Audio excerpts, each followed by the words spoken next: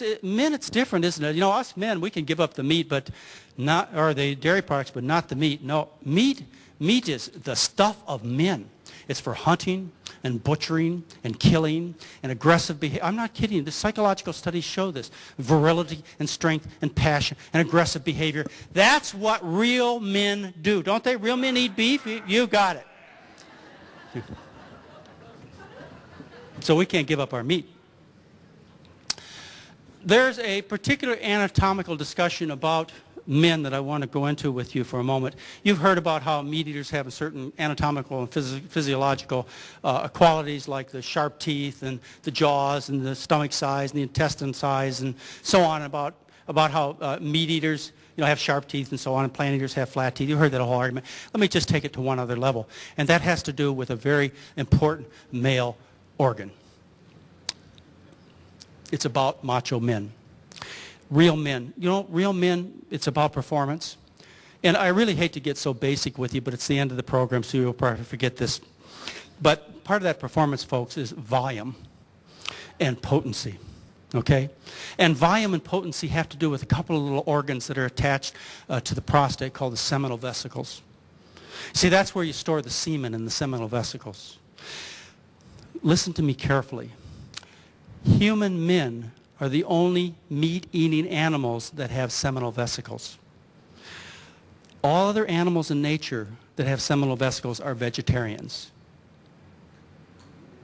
Okay? We have violated millions of years of evolution. There's your seminal vesicles attached to the prostate right under the bladder. Only vegetarians have seminal vesicles, except for meat-eating man, which some of you assume shouldn't be a vegetarian, but in this group, I think most of you know better. All right, so what's the consequence of violating nature? Well, if your mother violates nature and she eats a lot of meat, what happens is, because of the chemicals of meats and some of the other hormone-producing aspects of meat, what happens is she raises you, grows you in uterus in a very estrogenic environment, and as a result, your penis is smaller and your testicles are smaller.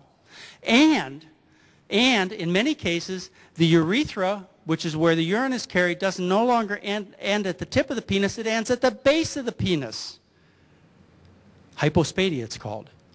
And often you're born with one testicle undescended, which is cryptorchism. That's if your mother thinks meat is good. Now, if you think meat is good, what interesting thing happens is that your ejaculate volume is decreased dramatically. Your sperm content is dropped to about a third of what it should be. Your sperm have shortened lifespan, poor motility, genetic damage, and you suffer from more infertility. And testosterone, which is what really makes a man interested, is 13% higher in vegans than it is in meat eaters, and 8% higher in lacto-ovo-vegetarian. You know what I'm saying. And then, as you get older, what happens? The prostate closes down. You can't urinate. I mean, meat's really good for you, right? Now you can't urinate. And then you get prostate cancer. And then you need to buy the little blue pills because you can't get an erection. Now, isn't meat a manly thing to do?